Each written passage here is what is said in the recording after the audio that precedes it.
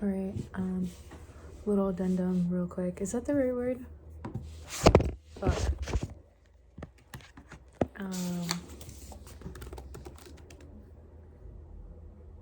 Sure.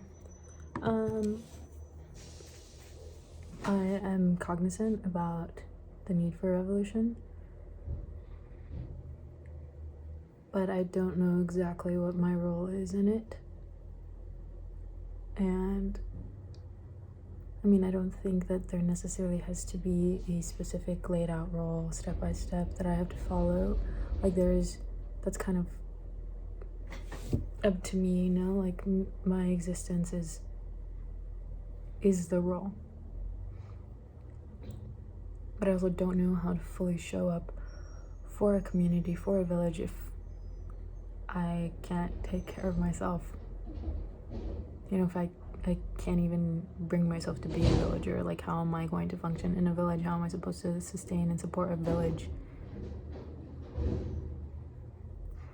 And I'm trying to find ways to sustain myself that will bring me into community, because I don't want to keep isolating emotionally.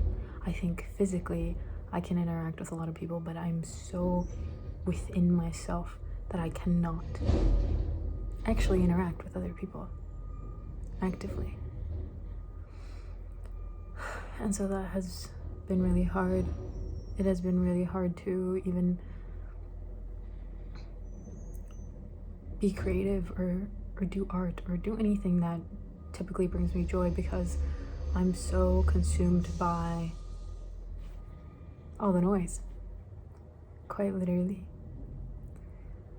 And I don't really know, again, what to do. So that's also something to consider. You know, what is your role within the greater revolution of the world, and what do you want your revolution to look like?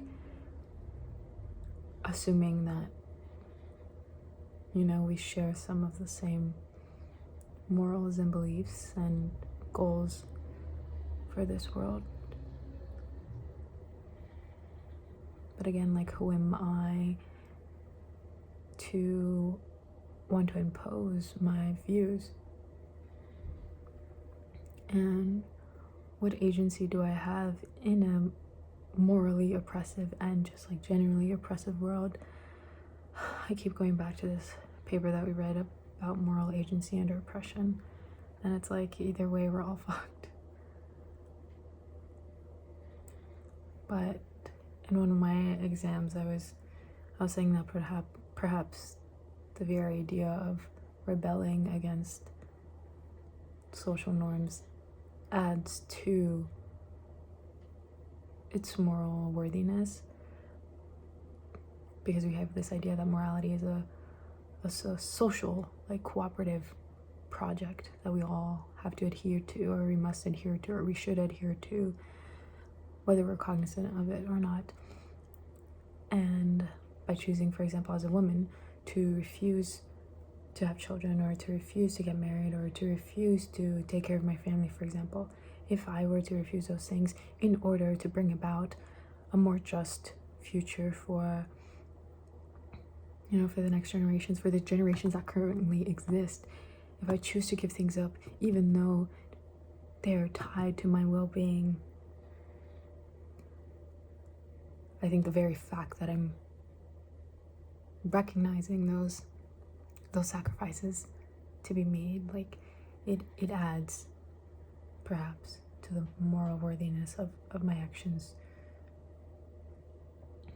of choosing a revolution.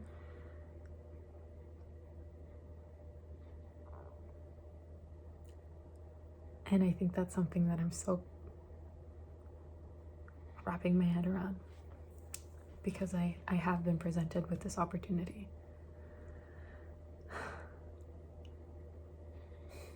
And so I'm very lost, and I don't know what I want, and I don't know how much weight I should be putting on what I want, because at the end of the day, this is my life. But I also believe that I have obligations to the world. And perhaps I'm wrong about that, but I'd rather take that chance.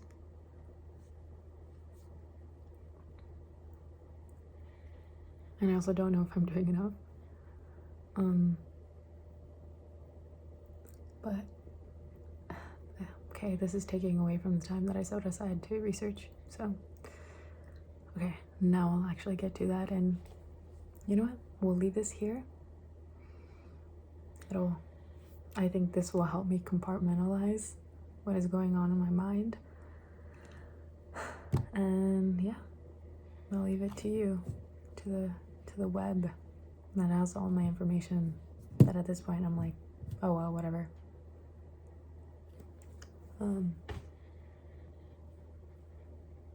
Maybe I shouldn't think like that. I don't think my friend would think like that, who's in like cybersecurity. She would definitely clown on this shit, but like I'm definitely not safe on the web, I don't think. But also I had an Instagram account since I was like 8 years old. And I've like, yeah, I've seen some shit. I think I got it. I think it's okay.